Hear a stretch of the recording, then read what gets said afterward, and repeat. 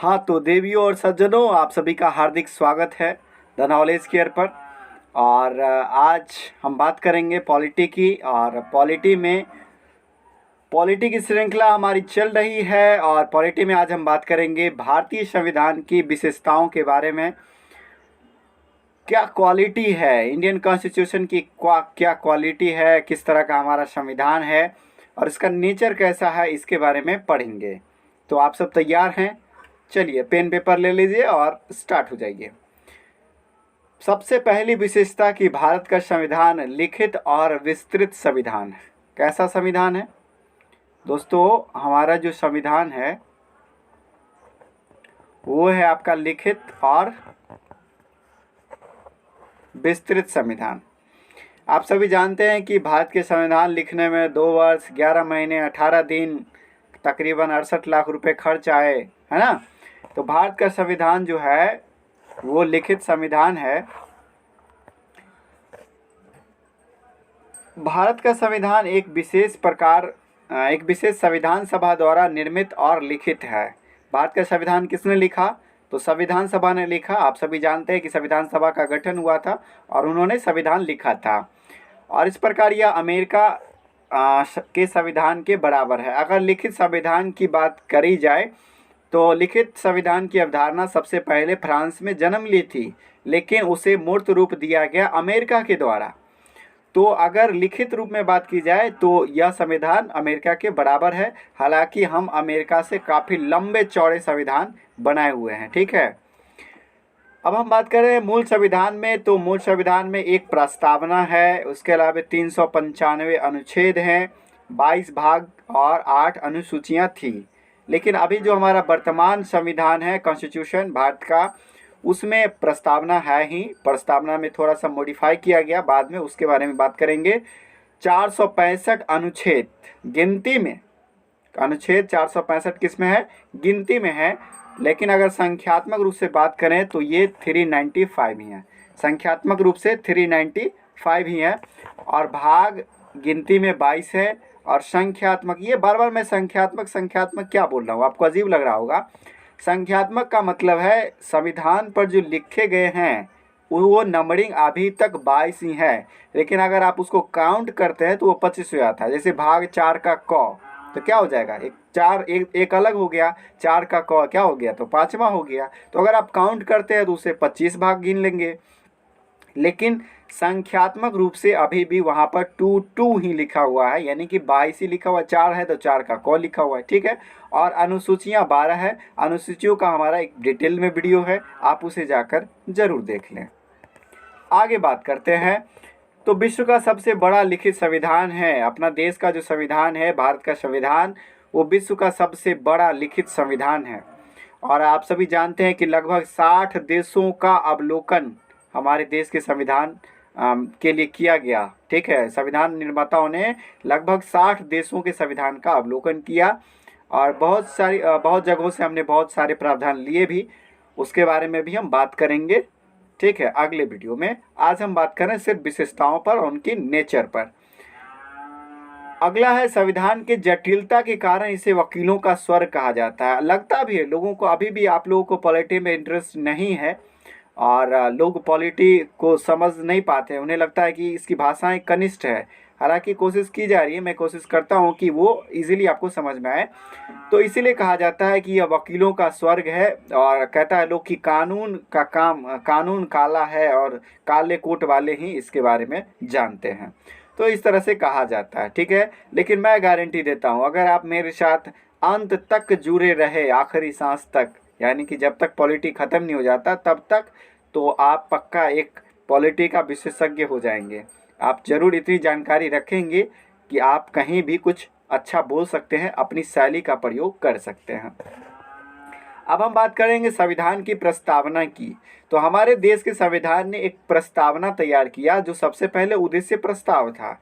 इसे जवाहरलाल नेहरू ने पेश किया था। आप सभी जानते हैं कि इसे 13 दिसंबर 1946 को पेश किया गया था और 22 जनवरी 1947 को संविधान सभा ने इसको क्या कर दिया था? पारित कर दिया था, ठीक। तो इस प्रकार संविधान जो है वो हमारे संविधान की कुंजी है। क्यों कुंजी है? तो कुंजी का मतलब होता है जिसको खोलने के बाद आपको आगे के सारे दरवाजे खुल जाते हैं। जैसे आप ताला खोलते हैं तो कुंजी लगाते हैं तो बाकी रूम का सारा चीज़ आपको दिखने लगता है। उसी प्रकार संविधान के प्रस्तावना को अगर आप देखेंगे, उसको अगर समझेंगे तो सारी बातें जो मूल रूप है, संविधान का जो मूल मोटिव है, वो आपको प्रस्तावना में ही नज़र आएगा। इससे संविधान निर्माताओं के विचार प्रकट होते हैं कि वो किस प्रकार का संविधान बनाना चाहते हैं। हम लोग प्रस्तावना स्टार्ट ही करते हैं, हम भारत के लोग, अर्थात हमारा जो संविधान है उसकी सर्वोच्च शक्ति कहाँ निहित है? जनता में निहित है। और यह प्रश्न आपको पीसीएस वगैरह में भी पूछे गए हैं, एसएससी के एग्जाम्स में भी काफ़ी रिपीट किए गए हैं कि भारत का संविधान में की सर्वोच्चता किसमें निहित है? तो भारत की जनता में निहित है। तो हम लोग स्टार्ट ही करते हैं, हम भारत के लोग भारत को एक संपूर्ण प्रभुत्व संपन्न समाजवादी पंथ निरपेक्ष लोकतंत्रात्मक गणराज्य बनाने के लिए तथा उसके समस्त नागरिकों को सामाजिक आर्थिक और राजनीतिक न्याय, विचार, अभिव्यक्ति, विश्वास, धर्म और उपासना की स्वतंत्रता, प्रतिष्ठा और अवसर की समता प्राप्त कराने के लिए तथा उन सब में व्यक्ति की गरिमा, राष्ट्र की एकता और अखंडता सुनिश्चित करने वाली बंधुता बढ़ाने के लिए दृढ़ संकल्प होकर आज तारीख 26 नवंबर 1949 ईस्वी को मिति मार्च शुक्ल सप्तमी संवत 2006 विक्रमी को एतद् द्वारा इस संविधान को अंगीकृत, अधिनियमित और आत्मर्पित करते हैं। तो हम लोग इसको जानते हैं। ये हमने आपको पूरी प्रस्तावना ही सुना डाली और प्रस्तावना से भी प्रश्न पूछे जा रहे हैं। इस बार जो दरोगा का एग्ज़ाम हुआ आपका बिहार में, बिहार एसआई का एग्ज़ाम हुआ था, उसमें प्रस्तावना से भी प्रश्न पूछे गए थे। तो प्रस्तावना को भी हल्के में ना लें और उससे भी इससे भी बहुत सारे प्रश्न बनते हैं। प्रस्तावना की एक अलग उसका एक अलग चैप्टर ही है, तो उस पर भी हम बात करेंगे जब संविधान की प्रस्तावना तक पहुंचेंगे। तो आज मैंने आपको प्रस्तावना सुना दिया। अब हम आगे बात करते हैं, इसमें जनता की भावनाएं और आकांक्षाएं जो है वो प्रकट होती है। जैसे हम लोग बात करते हैं 3 प्रकार के न्याय की, सामाजिक, आर्थिक और राजनीतिक न्याय। तो ये कौन चाहता है? ये जनता की डिमांड है, सामाजिक, आर्थिक और राजनीतिक न्याय। हालांकि वो मूल रूप से वो धरातल पर कितना उतरा है वो आप भी जानते हैं, मैं भी जानता हूँ और सारे देशवासी जानते हैं, इस बात से वाकिफ़ है कि राजनीतिक समानता कितनी है, कितना खरीद फरोख्त का धंधा चलता है, आर्थिक समानताएं किस प्रकार की है, सामाजिक समानताएं क्या है, सब लोग इस बात से वाकिफ़ हैं। ज़रूरत है तो हमें एक अच्छी जागरूकता की बहुत ज़रूरत है। चलिए, राजनीति में ना पढ़ेंगे, हमारा राजनीति शास्त्र ही है तो हम चल तो जाएंगे ही भटक कर, लेकिन आपको क्या करना है, फिर से लौटा देना है हमें। तो चलिए मैं खुद ही लौट जाता हूँ। तीसरी इसकी विशेषता है संप्रभुता संपन्न राज्य। अभी ही मैंने प्रस्तावना में जस्ट पढ़ा कि हम लोग भारत के लोग भारत को एक संप्रभुत्व संपन्न क्या बनाना चाहते हैं? राज्य बनाना चाहते हैं। अब भैया इस संप्रभुत्व का मतलब क्या है? इसका मतलब है कि उस तरह का राज्य हम चाहते हैं जहां आंतरिक और विदेशिक नीतियों का निर्धारण हम स्वयं कर सकते हैं। जैसे अंग्रेजों ने क्या कहा था कि हम आपको डोमिनियन स्टेट का दर्जा देंगे, जबकि हम लोग पूर्ण स्वराज की मांग किए थे, है ना। तो डोमिनियन स्टेट यही हुआ कि हम लोग संप्रभुत्व संपन्न राज्य बनाना चाह रहे हैं। मतलब हम जो भी निर्णय लेना चाहें वो स्वतंत्र रूप से ले सकें, इस पर कोई बाहरी हस्तक्षेप नहीं होगा। तो आप यहाँ देख सकते हैं कि बाहरी क्या है, बाहरी नियंत्रण से यह पूरी तरह मुक्त होना चाहिए। ठीक है, अगला है लोकतंत्रात्मक गणराज्य। तो हमने प्रस्तावना में पढ़ा कि लोकतंत्रात्मक गणराज्य। तो लोकतंत्रात्मक गणराज्य का मतलब क्या है कि भारत में जो प्रतिनिधित्व प्रजातंत्र की स्थापना करना, अर्थात भारत एक लोकतंत्रात्मक गणराज्य होगा और भारत का जो शासन है वो भारत की जनता के प्रतिनिधि करेंगे। कौन करेंगे? भारत की जनता के प्रतिनिधि। ठीक है, यहाँ राजशाही नहीं चलेगी, मतलब राजा का बेटा राजा नहीं बनेगा बल्कि उसे चुने जाएंगे। हालांकि बहुत सारी चीज़ें इसमें सिमिलरिटी नज़र आती है। हम लोग देखते हैं कि बहुत सारे परिवार हैं जिनका ही वर्चस्व चलता है राजनीति में, तो डायरेक्ट वे में नहीं लेकिन इनडायरेक्ट वे में कह सकते हैं आप कि थोड़ी सी तो इसमें राजशाही है ही। हालांकि हम संविधान के परिप्रेक्ष्य में देख रहे हैं तो गणराज्य का अर्थ होता है राज्य के प्रत्येक नागरिक को अपनी योग्यता के अनुसार किसी भी पद पर पहुंचने का अधिकार है। अगर आप में काबिलियत है तो आप राष्ट्रपति बन सकते हैं। राष्ट्रपति के लिए योग्यता क्या है? 35 वर्ष की आयु होना चाहिए। संसद का सदस्य चुनने की योग्यता रखता हो, संसद के सदस्य हो या ना हो, शब्दावली पर गौर कीजिएगा, संसद के सदस्य बनने की योग्यता रखता हो, ठीक है, और किसी भी लाभ के पद पर ना हो। ये बात तो इतना क्राइटेरिया है, ये तो सबके पास है, पढ़ा लिखा हो ना हो ये तो क्राइटेरिया है नहीं, तो सब लोग प्रधानमंत्री बनने के काबिल हैं, ठीक है। जो संविधान ने तय किया उस दायरे के तहत अगर आप 35 वर्ष के हैं तो आप राष्ट्रपति बन सकते हैं, लेकिन कोई पार्टी चाहे आपको समर्थन दे तब। चलिए अब हम बात करते हैं संसदीय सरकार की। तो हमारा देश संविधान ने संसदीय सरकार की व्यवस्था तय की है, और संसदीय प्रणाली हमने लिया है इंग्लैंड के वेस्टमिंस्टर मॉडल पर। यानी इंग्लैंड का जो संसद स्थित है वो वेस्टमिंस्टर एक जगह है, वहाँ पर स्थित है। और संविधान जब स्टार्ट करते हैं तो उसमें आप पढ़ते हैं कि कार्यपालिका शक्ति जो है वो किसके हाथ में रहेगी? राष्ट्रपति के हाथ में। हम लोग अनुच्छेद 53 में पढ़ते हैं कि राष्ट्रपति कार्यपालिका शक्ति का हेड होगा, लेकिन वास्तविक रूप से जो कार्यपालिका शक्ति है वो किसके हाथ में रहता है? वो प्राइम मिनिस्टर के हाथ में रहता है। वास्तविक रूप से कार्यपालिका शक्ति किसके हाथ में रहता है? प्रधानमंत्री के हाथ में। और मूल नाम मात्र का हेड होता है राष्ट्रपति। लेकिन अगर आपसे प्रश्न पूछा जाए कार्यपालिका शक्ति का हेड कौन होता है, तो राष्ट्रपति होता है। आपका आंसर क्या होगा? राष्ट्रपति। अगर वास्तविक लगा दिया जाए तब आप प्रधानमंत्री मार सकते हैं। अब चलिए तीसरी हमारी संविधान की तीसरी विशेषता है मूल अधिकार। हमने मूल अधिकार की व्यवस्था की है, हमारे देश के संविधान ने मूल अधिकार की व्यवस्था की है भाग 3 के अंतर्गत, और अनुच्छेद 12 से 35 में। कहाँ है ये? अनुच्छेद 12 से 35 में भाग 3 में इसे शामिल किया गया है मूल अधिकार। और आप सभी जानते हैं कि इसकी प्रेरणा अमेरिका से ली गई है, यूएसए से, यूनाइटेड स्टेट्स से। और जो इस तरह का प्रावधान करता है कि लोगों को एक अच्छा जीवन जीने के लायक अधिकार मिले और उनका जीवन एकदम स्वतंत्र हो, इस तरह का प्रावधान इसमें किया गया है। तो हम लोग उसमें जानते ही हैं कि समता का अधिकार है, स्वतंत्रता का अधिकार है, शोषण के विरुद्ध अधिकार है, धार्मिक स्वतंत्रता का अधिकार है, संस्कृति और शिक्षा का अधिकार है, संवैधानिक उपचारों का अधिकार है। पहले संपत्ति का अधिकार भी था, उसको हटा दिया गया 44वें संविधान संशोधन के द्वारा, और उसको उठा के फेंक दिया गया कहाँ? वित्त के मामले में उसको 300 अनुच्छेद 300 क में भेज दिया गया। तो चलिए उतना आगे नहीं जाएंगे। अब हम बात करते हैं डीपीएसपी की। तो हमारे देश के संविधान ने directive principle of state policy, यानी कि राज्य के नीति निर्देशक तत्व, इसकी चर्चा की है। यह संविधान के भाग 4 में है, सभी जानते हैं भाग 4 में है, कोई बड़ी बात नहीं।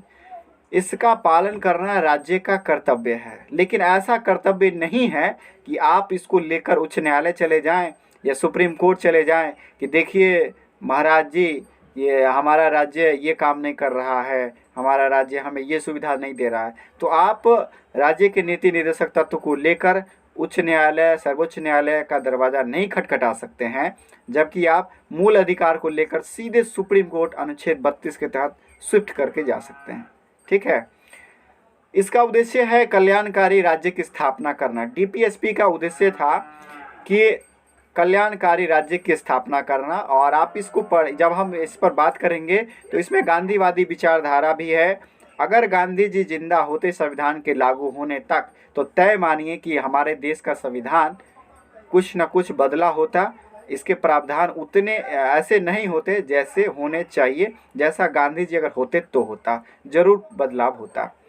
तो ग्रेनविल ऑस्टिन ने इसे संविधान की आत्मा कहा है। उसका मानना था कि डीपीएसपी जो है लोगों को सारी सुख सुविधाएं मुहैया कराएगा, जो लोगों की जो सिचुएशन है, जो उनकी डिमांड है, उनको पूरा करेगा। इसलिए ग्रेनविल ऑस्टिन ने इसको संविधान की आत्मा कहा है, ठीक है। चलिए आगे जानते हैं। अगला है संविधान की विशेषता में एकीकृत और स्वतंत्र न्यायपालिका, integrated and independent judicial system, है ना हमारे यहाँ। ये महज कहने की बातें हैं, आप सभी जानते हैं क्या सिचुएशन है। देश के सिचुएशन से सारे लोग रूबरू हैं। फिर मैं राजनीति में नहीं पढ़ूंगा, मैं आपको ये बताना चाहूँगा कि देश के संविधान ने यह व्यवस्था की है कि यहाँ का जो न्यायपालिका है वो स्वतंत्र रूप से काम करेगी, किसी के दबाव में नहीं आएगी।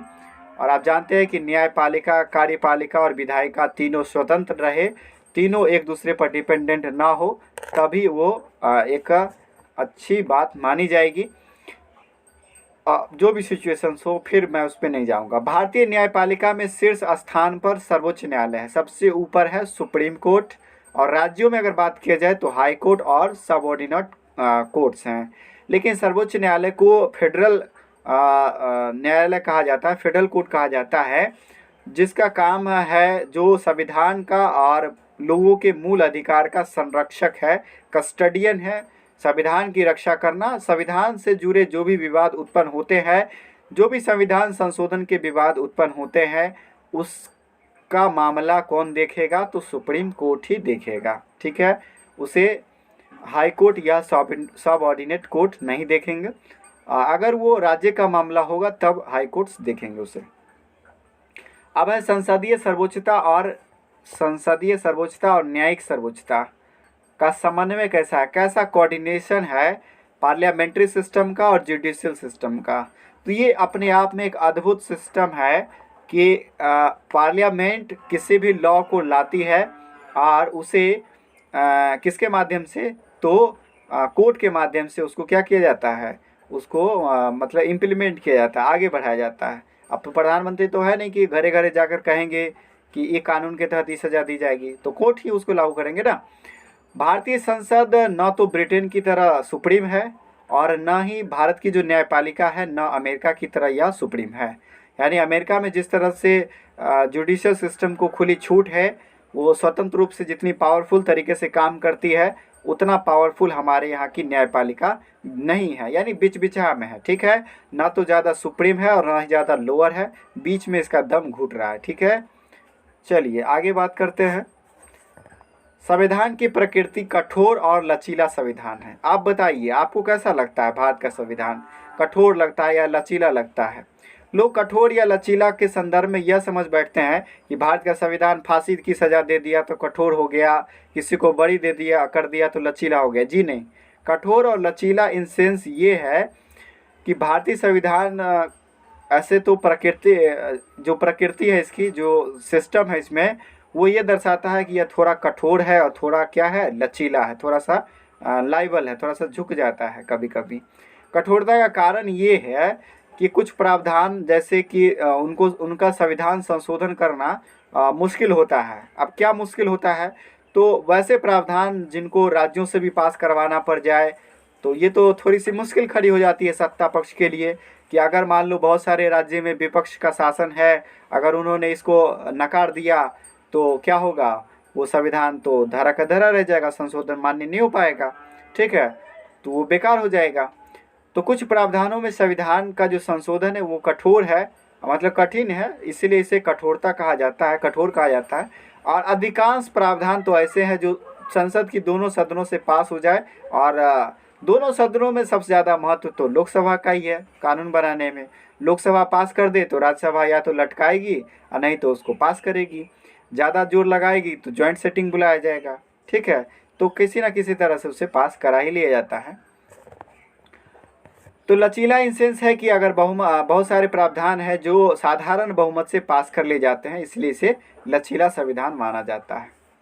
अब संविधान की पुनः रचना करने वाले संविधान संशोधन, कुछ ऐसे संशोधन हैं जो ये दर्शाते हैं कि भारत की संविधान को दोबारा से लिख दिया गया। एक बार तो हम लोगों ने 26 जनवरी 1950 को इनेक्टमेंट किया था, वो जो मूल स्वरूप था, और एक यह बताता है कि हमने कुछ ऐसे संशोधन कर डाले जो यह दिखाता है कि हमने संविधान को ही लिख दिया दोबारा से। आइए जानते हैं कौन कौन सा है। सबसे पहला है 7वां संविधान संशोधन 1956। 1956 में एक संविधान संशोधन हुआ जिसमें यह बात तय की गई थी कि भाषाई आधार पर राज्यों के गठन की मांग जोर पकड़ लिया था। तो उसके समाधान के लिए राज्य पुनर्गठन आयोग की रिपोर्ट को लागू करने के लिए संविधान संशोधन किया गया। और आप जानते हैं कि भाषाई आधार पर आंध्र प्रदेश पहला राज्य बना था तेलुगु भाषी राज्य में। ठीक है, तो उसके बाद 14 राज्य और 6 केंद्र शासित प्रदेश प्रभाव में आ गए थे। ठीक है, इससे पहले इसको कैटेगरी वाइज किया गया था, क ख ग घ ऐसे, लेकिन जब 7वां संविधान संशोधन 1956 हुआ और आप सभी जानते हैं कि राज्य पुनर्गठन आयोग फजल अली की अध्यक्षता में इसका गठन हुआ था, तो उनके रिपोर्ट के आधार पे और बहुत बड़े नेता, एक क्रांतिकारी कहिए या जो भी कहिए, श्री राम पोटल्लू जी, जिन्होंने कि भाषाई आधार पर राज्य के गठन की मांग की थी और अनशन करते करते हुए उनका देहांत हो गया था, तो हिंसा भड़क बैठी थी और इस वजह से सरकार को यह फैसला लेना पड़ा था। अब हम बात करेंगे 42वां संविधान संशोधन की। तो जी हाँ, 42वां संविधान संशोधन एक अपने आप में बहुत बड़ा संशोधन है। इसे मिनी कॉन्स्टिट्यूशन कहा जाता है, इसे इंदिरा संविधान कहा जाता है। दरअसल इस संविधान संशोधन ने इतने ज़्यादा बदलाव किए जो यह बताता है कि संविधान दोबारा से लिख दिया गया हो। जैसे लग रहा था कि इंदिरा के हाथों में संविधान की जो कलम है वो इंदिरा के हाथों से चल रही है। जो जो प्रावधान उसके राहों में बाधा बनती रही, क्या बाधा बनती रही, दरअसल ये 1976 में हुआ और आप सभी जानते हैं कि 1975 में आपातकाल लगाया गया था। आंतरिक अशांति की वजह से एक शब्द था हमारे संविधान में पहले, जिसको बाद में हटाया भी गया। आंतरिक अशांति शब्द का प्रयोग करके जो आपातकाल लगाया गया था, राष्ट्रीय आपातकाल, तो उससे वो बचने के लिए ढेर सारी उपायां की थी और जिसके वजह यह एक बड़ा संविधान संशोधन हो गया और इसे मिनी कॉन्स्टिट्यूशन कहा गया। मैं एक दिन, जब मेरी श्रृंखला चल ही रही है, हम लोग हमसे जुड़े रहेंगे तो बहुत आनंद आएगा आपको और मैं उस पर बहुत अच्छे से बात करूँगा। अगला है 73वां संविधान संशोधन। आप सभी जानते हैं कि 73वां संविधान संशोधन 1992 हालांकि इनेक्टमेंट होते हुए यानी राष्ट्रपति का साइन मोहर होते हुए 1993 हो गया था। तो 1993 कहें इसको। तो इसमें क्या हुआ था, इसमें पंचायती राज को क्या कर दिया गया था, पंचायती राज सिस्टम लाया गया था और त्रिस्तरीय पंचायती राज सिस्टम है। और आप जानते हैं कि भाग 9 को जोड़ा गया और भाग 9 में पंचायती राज, भाग 9 में क्या है, पंचायती राज को शामिल किया गया ताकि इस पर सवाल खड़े ना किया जाए। आप जानते हैं कि जो भी शेड्यूल, जो भी भाग 9 के अंतर्गत आते हैं तो उन पर सवाल नहीं खड़े किए जाते। ठीक है, आगे हम बात करते हैं 74वां संविधान संशोधन। तो ये नगरपालिका से रिलेटेड है और एक बात आप जान लीजिए कि 73वां और 74वां संविधान संशोधन के माध्यम से हमने एक नई शासन व्यवस्था को इंट्रोड्यूस किया जो आपको पूरे विश्व के किसी भी संविधान में देखने को नहीं मिलता है। ऐसा प्रावधान किसी भी देश के संविधान में नहीं है और त्रिस्तरीय शासन व्यवस्था का प्रावधान करने वाला हमारा देश इकलौता है। थोड़ा सा गर्व कीजिए, आप भारत के नागरिक हैं। अगली बात है एकल नागरिकता की। तो हमारे देश के संविधान ने एकल नागरिकता का प्रावधान किया है। एकल नागरिकता का मतलब है कि हम जो हैं, कोई भी नागरिक जो है वो भारत का नागरिक होगा, ना कि बिहार का अलग होगा, महाराष्ट्र का अलग होगा, फिर भारत का भी नागरिक होगा, ऐसा नहीं है। हालांकि संघात्मक संविधान में ऐसा देखा जाता है, वहाँ पर दोहरी नागरिकता का प्रावधान होता है, जैसे अमेरिका में है। कहने का मतलब अमेरिका में दोहरी नागरिकता है। तो दोहरी नागरिकता से हमारा मतलब क्या है कि वहाँ का जो नागरिक होगा वो क्या होगा, एक तो यूएसए का नागरिक होगा और दूसरा वो जैसे वाशिंगटन डीसी वहाँ का जगह है तो वहाँ का नागरिक होगा, न्यूयॉर्क है तो न्यूयॉर्क का नागरिक होगा। ठीक है, लेकिन हमारे यहाँ क्या है, हर एक आदमी एक ही नागरिक है, वो पूरे देश का नागरिक है। क्लियर। अब हम बात करते हैं वयस्क मताधिकार की। तो एडल्ट डिसइनफ्रेंचाइजमेंट मताधिकार क्या है, तो वयस्क मताधिकार आप सभी जानते हैं कि भारत में संसदीय शासन व्यवस्था है, पार्लियामेंट्री सिस्टम है। तो यहाँ जो है देश के शासक जनता के द्वारा चुने जाते हैं, प्रतिनिधि के द्वारा शासन होता है। तो मूल संविधान में 21 वर्ष की आयु थी वोट डालने की। ठीक है, वोट डालने की आयु 21 वर्ष थी, जिसे 61वां संविधान संशोधन 1989 में हुआ और उसे घटाकर 21 से घटाकर कितना कर दिया गया, 18 वर्ष कर दिया गया था। तो यह दर्शाता है, यह प्रावधान दर्शाता है कि लोकतंत्र को मजबूत करने का आधार क्या है, तो वो है वयस्क मताधिकार, जो कि लोकतंत्र को बढ़ावा देता है और नागरिक के स्वाभिमान को बढ़ावा देता है। भले नागरिक वो सम्मान एक पौवा पर बेच ले, 2 किलो मिठाई पर बेच ले या 500 के नोट पर बेच ले। ठीक है, तो ये है हमारे देश का संविधान। अब आगे हम बात करें केंद्रोन्मुख संविधान, मतलब सेंट्रलाइज्ड कॉन्स्टिट्यूशन। हमारे देश का संविधान ऐसा क्यों प्रतीत होता है कि यह सेंट्रलाइज्ड है, कैसा क्यों लगता है? तो हमारे देश के संविधान में संघात्मक विशेषता है। किस प्रकार की विशेषता है? फेडरल इसकी क्वालिटी है। इसके बावजूद इसमें सेंट्रलाइज्ड होने की प्रबल प्रवृत्ति है। हम लोग ऐसा क्यों कहते हैं? दरअसल जब आपात की स्थिति आती है, जैसे आपातकाल है अभी, एक तरह से आपातकाल ही है कोरोना महामारी, तो उसमें जो लॉकडाउन का फैसला लिया गया, तो केंद्र सरकार का जो फैसला आया वो सारे राज्यों को मान्य है। फिर सारे राज्य अगर इंडिविजुअली कुछ राय लेते हैं, तो उनके राय के ऊपर अगर कोई राय आ जाता है, तो वो केंद्र की जो विचारधारा है उसका, उनकी जो राय है उसको क्या किया जाएगा, उसको तवज्जो दिया जाएगा। तो आपातकालीन स्थिति में संविधान क्या है, पूरी तरह से सेंट्रलाइज हो जाता है और सारे पावर सेंटर के पास चले जाते हैं। वो अपने उसके बाद वो पावर का इस्तेमाल करते हैं। अगली विशेषता है धर्मनिरपेक्ष राज्य की। तो आप लोग प्रस्तावना में भी देखे हैं कि हम लोग क्या पंथ निरपेक्ष कहते हैं, पंथ निरपेक्ष या धर्मनिरपेक्ष। इसका मतलब है कि राज्य जो है वो धार्मिक मामलों में क्या करेगा, पक्षपात नहीं करेगा, बाइस्ड नहीं होगा और उससे वो बचेगा, कोशिश करेगा कि हम किसी भी धर्म की का पक्षधर नहीं बने। हालांकि ऐसा हो भी रहा है, बहुत सारे स्टेट जैसे पश्चिम बंगाल, अक्सर वो पक्षपात करती नजर आती है ममता बनर्जी, ममता दीदी। वह सभी धर्म को एक ही चश्मे से देखेगा, ठीक है।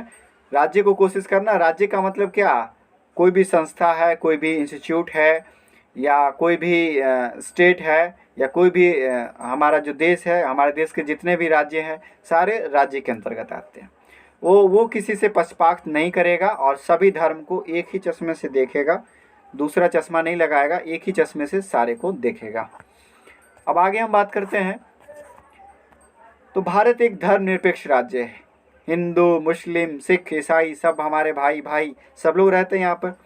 इसलिए किसी विशेष को राष्ट्र धर्म का मान्यता नहीं दी गई है और इसे इसका राष्ट्र धर्म कुछ भी नहीं है। भारतीय संविधान की प्रस्तावना में विश्वास, धर्म और उपासना की स्वतंत्रता की बात भी कही गई है। कहा गया ना, मैंने प्रस्तावना आपको सुनाया था, जिसमें आपको सुनाया था कि विश्वास, धर्म और उपासना की स्वतंत्रता, प्रतिष्ठा और अवसर की क्षमता, कहा था ना। तो इसकी स्वतंत्रता की बात की गई है। हालांकि इस पर रोक लगाई जा सकती है। आज़ादी है, ठीक है, लेकिन रोक लगाई जा सकती है।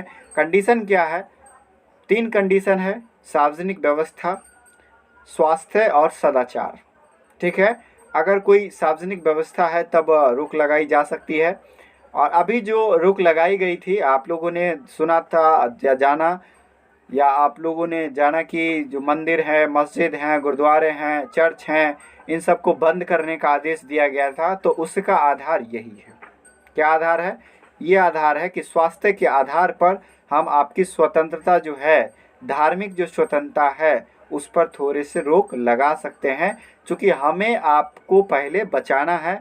आपसे मंत्र और आपसे कुरान, अजान या चर्च में जाने पर रोक लगाई जाएगी, ताकि आप जीवित रहें, तो आगे भी आप भगवान का नाम लेंगे, घर से भी नाम लेंगे। अगला है समाजवादी राज्य। क्या है? समाजवादी राज्य। समाजवादी राज्य जो है, यह संविधान का मुख्य विशेषता है। इस बात की संकल्पना प्रस्तावना में भी देखने को मिलता है। हालांकि इस शब्द को, समाजवादी शब्द को, समाजवादी, पंथ निरपेक्ष, इस शब्द को 42वें संविधान संशोधन के द्वारा जोड़ा गया था। अब समाजवाद का मतलब क्या है? तो समाजवाद से हमारा मतलब ये है कि जो भी असमानताएं हैं समाज में, जो भी असमानताएं हैं, चाहे वो आर्थिक हो, सामाजिक हो, इन शोषणों को दूर करना और बराबरी का हक दिलाना है, ठीक है। चलिए, अगली विशेषता है मूल कर्तव्य की। तो मूल कर्तव्य की विशेषता यह है, सबसे पहली बात तो ये 42वां संविधान संशोधन द्वारा जोड़ा गया। यह हमारे मूल संविधान में नहीं था, इसे भी 1976 में जोड़ा गया। और इंदिरा गांधी जी ने कुछ ड्यूटी तय करवाए कि तुम लोग खाली मूल अधिकार ही लोगे, थोड़ा सा अपना कर्तव्य भी तो निभाओ। तो 51 क के द्वारा जोड़ा गया। अभी वर्तमान में 11 बातें हैं जो इसमें शामिल हैं। प्रत्येक नागरिक को उसके देश के प्रति अपनी जवाबदेही इसके माध्यम से तय करती है कि आपको क्या करना चाहिए, क्या नहीं करना चाहिए। अगला है अल्पसंख्यक हितों की रक्षा। ये हमारे संविधान की बहुत बड़ी विशेषता है कि हमने अल्पसंख्यकों के हितों की रक्षा की बात की है। और दरअसल देश जब आज़ाद हो रहा था तो उस समय सांप्रदायिकता बहुत बड़ी चुनौती थी, उससे निपटना बहुत बड़ी चुनौती थी। और हमारे जो तत्कालीन जो भी राजनेता थे उन्होंने इसका बेड़ा उठाया और उन्होंने आश्वासन दिया कि जो भी लोग यहाँ रहेंगे सुरक्षित रहेंगे, चाहे वो हिंदू रहें, मुस्लिम रहें, सिख रहें, ईसाई रहें, और भले हमारे यहाँ से जाने वाले लोगों का जो भी हश्र हुआ हो। मैं फिर राजनीति में नहीं पढ़ूंगा, हमारा टॉपिक भी राजनीति ही है। यह इसकी विशेषता है कि अल्पसंख्यक समुदाय के हितों की सुरक्षा प्रदान की जाएगी और हमने अनुच्छेद 29 और अनुच्छेद 30 विशेष तौर से प्रावधान आपकी रक्षा के लिए, अल्पसंख्यकों की रक्षा के लिए किया है। अनुच्छेद 29 में अल्पसंख्यकों की भाषा, लिपि और संस्कृति को बरकरार रखने का अधिकार दिया गया है कि आपका जो भी संस्कृति है, जैसा संस्कृति है, जैसा आप अदाब करते हैं वैसा करें, जैसी आपकी लिपि है, भाषा है, उसको आप बरकरार रख सकते हैं, मेंटेन रख सकते हैं। अनुच्छेद 30 में हमने जवाबदेही तय किया कि आप एजुकेशनल इंस्टीट्यूट की स्थापना कर सकते हैं और उसका जो है एडमिनिस्ट्रेटिव पावर अपने हाथों में ले सकते हैं, उसका प्रशासन आपके हाथों में रह सकता है। अगली चीज़ है विधि का शासन। तो हमारे देश में कानून का शासन है, विधि का शासन है ना। भारत का संविधान विधि के शासन की स्थापना करता है, यानी कि every person will equivalent to before the law, मतलब कानून के सामने सब क्या होगा, बराबर होगा, सब बराबर। कहने के लिए सब बराबर, सब बराबर, सब बराबर, लेकिन क्या है, जिनके पास धन बल है, पैसा है, वो मुकदमा जीत लेते हैं, अपराधी होते हुए छूट जाते हैं। तो चलिए फिर राजनीति में नहीं पढ़ूंगा। डॉक्टर बाबा साहब भीमराव अम्बेडकर ने बहुत अच्छी बात कही थी। उन्होंने कहा था कि कोई भी संविधान कितना भी अच्छा क्यों ना हो, अगर उसको इम्प्लीमेंट करने वाले लोग बुरे होंगे तो वो संविधान भी क्या हो जाएगा, गंदा हो जाएगा, बुरा हो जाएगा। उन्होंने कहा था कि लोग अच्छे हों, संविधान कितने भी अच्छे क्यों ना हो, अगर लोग बुरे हो जाएं, इनको इम्प्लीमेंट करने वाले अगर बुरे हो जाएं, उनके हाथ में अगर छुरा हो और हाथ में कानून लिए हुए हों तो कानून भी खून से रंग जाएगा, है ना। अगला चीज़ है हमारा संविधान की प्रकृति। तो संविधान का नेचर कैसा है। एक प्रश्न बहुत अक्सर उठता है कि भारत का संविधान संघात्मक है, एकात्मक है। ऑब्जेक्टिव में भी यह प्रश्न काफ़ी खूब पूछा जा रहा है कि आप भी बताइए कि भारत का संविधान आपको आपके नज़रिए से कैसा है, या संघात्मक है, फेडरल है, या सेंट्रलाइज है, एकात्मक है। तो इसको लेकर विद्वानों का अलग अलग मत है। संघात्मक कहने का मतलब है कि भारतीय संविधान में केंद्र और राज्यों के बीच शक्तियों का स्पष्ट रूप से विभाजन है। हमने संघ सूची, राज्य सूची और समवर्ती सूची के बारे में जानते हैं कि इस तरह का वर्णन है हमारे संविधान में, जो यह तय करता है कि किसके पास कौन से अधिकार रहेंगे। तो इस सेंस में तो संघात्मक है। लेकिन एकात्मक का संदर्भ क्या है। तो एकात्मक का संदर्भ यह है कि अधिकांश शक्तियाँ केंद्र सरकार में निहित होती है और प्रांतों को क्या होना पड़ता है, केंद्र सरकार के अधीन रहना पड़ता है, उसके नीचे रहना पड़ता है। तो उसे एकात्मक इस सेंस में कहा जाएगा। चलिए अब विद्वानों का मत देखते हैं। तो आइवर जेनिंग्स का मानना है कि भारत का जो संविधान है उसमें सेंट्रलाइज्ड होने की सशक्त प्रवृत्ति है। भारतीय संविधान एक ऐसा संघ है जिसमें केंद्रीयकरण की सशक्त प्रवृत्ति है, मतलब वह सेंट्रलाइज होने का पावर रखता है। सारे पावर सेंटर के पास ज़्यादा पावर हैं स्टेट्स की तुलना में। फिर केसी वेयर साहब का मानना है कि भारतीय संविधान क्या है, अर्ध संघीय है, मतलब ना तो ठीक से संघ है ना ठीक से बिना संघ है, अर्ध संघीय है, बीच बीच में इन्होंने छोड़ दिया। फिर आचार्य दुर्गादास बसु जी का कहना है कि भारत का जो संविधान है न तो शुद्ध रूप से परिसंघीय है और न ही शुद्ध रूप से एकात्मक है। यह क्या है, दोनों का समायोजन है, दोनों का मिला जुला रूप है, गंगा यमुना, ठीक है, दोनों का क्या है, संगम है। आगे राजमन्नार समिति 1971 और सरकारीय आयोग 1983, इनके अनुसार भारतीय संविधान जो है वो परिसंघीय है। परिसंघीय का मतलब मैंने बता दिया, यह स्पष्ट करता है कि सारे लोगों का पावर बराबर हो रहा है, लेकिन एकात्मक यह दर्शाता है कि ज़्यादा पावर सेंटर के पास है। आइए कुछ लक्षण देखते हैं, जैसे कोविड-19 के लक्षण होते हैं, फटाफट देखते हैं। संघात्मक लक्षण है लिखित संविधान। भारत का संविधान क्या है, लिखित संविधान है, ये इसके संघात्मक लक्षण को दर्शाता है। उसके अलावा संविधान की सर्वोच्चता, सुप्रीम ऑफ कॉन्स्टिट्यूशन, संविधान का पावर जो है वो क्या है, संघात्मक लक्षण को दर्शाता है। एकात्मक लक्षण जैसे एकल नागरिकता, तो ये क्या दिखाता है कि केवल एक देश की नागरिकता है, राज्य की नागरिकता नहीं है, ये एकात्मक लक्षण है। उसके अलावा दूसरा लक्षण है राज्य के नाम, सीमा या केंद्र में परिवर्तन का अधिकार सेंटर के पास है। भाई वाह, राज्य यहाँ और राज्य के लोग नहीं तय करेंगे, सेंटर तय करेगा सीमा कहाँ तक जाएगी, राज्य की सीमा कितनी फैलाई जाएगी या इसको दो फांट कर दिया जाएगा, ये सब संसद के पास है। तो ये एकात्मक लक्षण है ना। चलिए आगे हम बात करते हैं। तीसरा है स्वतंत्र न्यायपालिका। तो स्वतंत्र न्यायपालिका जो है वो फिर किसका लक्षण है, संघात्मक का लक्षण है। संघात्मक के और भी लक्षण है, जैसे संघ और राज्यों के बीच शक्ति का बंटवारा, संघात्मक लक्षण को दर्शाता है। संविधान संशोधन की जटिल प्रक्रिया, संशोधन कौन करता है, तो ये संसद के माध्यम से, दोनों सदनों के माध्यम से होता है, बाद में राष्ट्रपति जी का मोहर। केंद्र और राज्य में अलग अलग सरकारें, संघात्मक चीज़ें दर्शाती है कि केंद्र में किसी भी पार्टी की सरकार हो सकती है, राज्य में किसी अदर पार्टी की सरकार हो सकती है।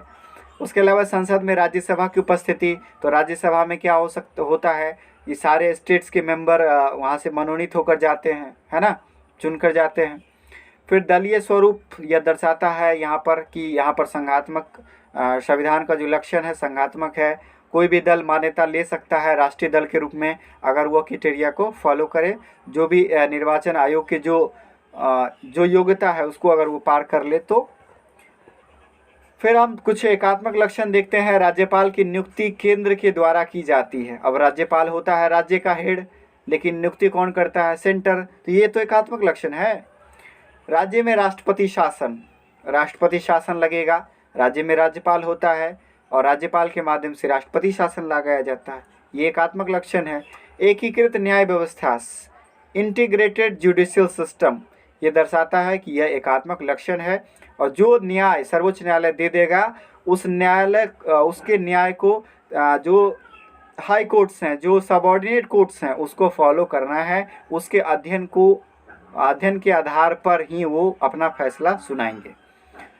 उच्च न्यायालय के न्यायाधीशों की नियुक्ति में सेंटर की भूमिका, उच्च न्यायालय होते कहाँ है, राज्य में, ये एकात्मक लक्षण को दिखाता है, एक सेंट्रलाइज पावर को दिखाता है। आपातकाल में तो संसद पूरी तरह से एकात्मक हो ही जाती है और राष्ट्र पूरी तरह से एक हो जाता है।